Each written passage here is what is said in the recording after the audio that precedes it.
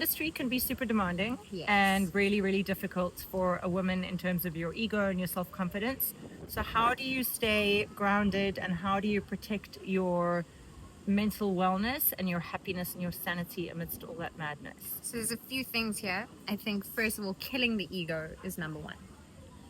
Always walk into every day or accept every challenge as a beginner because it keeps you humble. Listening is such an important tool, especially in an actor's toolbox.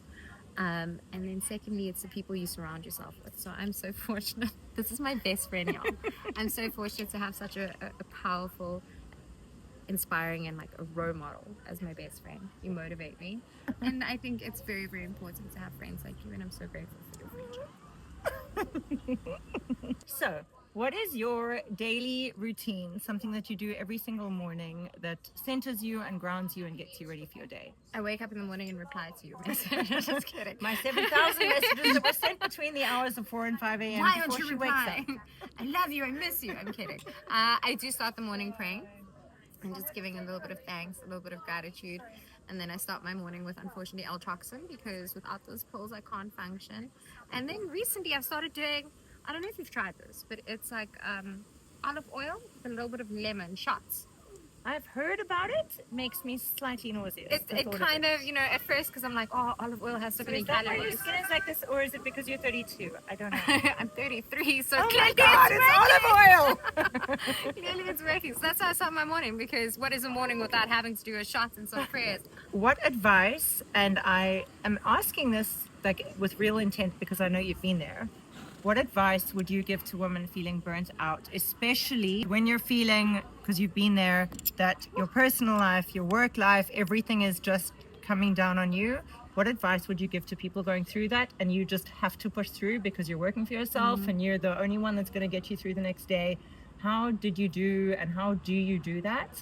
And what advice would you give to people going through something similar and how to push through? I think I'm still learning my coping mechanisms the older I get. Like, what worked for me last year is not necessarily going to work for me now.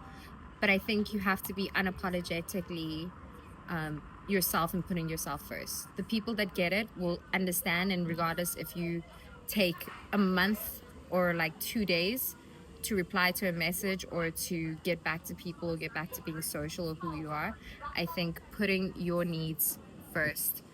And social media and WhatsApp and everything has made that incredibly difficult, because not only do you experience a burnout, you can also have a social burnout as well. So I think it's understanding what you're going through and understanding that the world is going to wait for you. If you need to take time off to focus on you, prioritize yourself, the world is going to wait for you. So I would say that is just switch off from the world, internalizing what you're feeling. If you're a religious person, seek God. If you're a person that believes in the universe, seek the universe.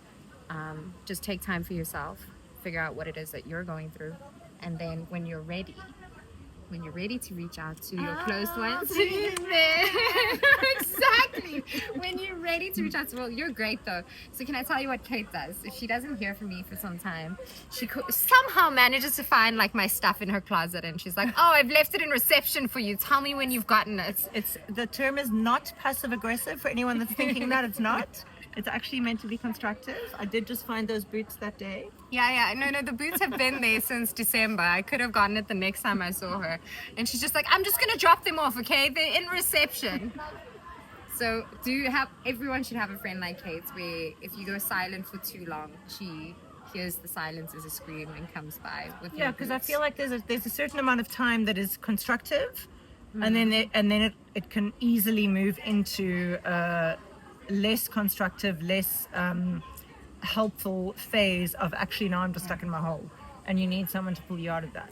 But also, like, so now I'm going to digress, but when you are going through the burnouts and you are distancing yourself and all these things, you also have to start taking accountability for your own behavior in order to heal. So that's where you just reach out to your closest friends, being like, ugh, I'm going through a spiral, I love you all, I'm just taking responsibility, I'll be right back. And then if you have a friend like Kate, she will time it and be like, hey, it's been 3 days. You've got 5 days. 5 days. Enjoy your spiral. I'll see you on Tuesday. But there's still a message every single day, which is the most special. I'm so grateful. So this is not about wellness or anything. This is just about our friendship. Basically, Suraya and I are starting a podcast. I think we've just realized. This is how it's made.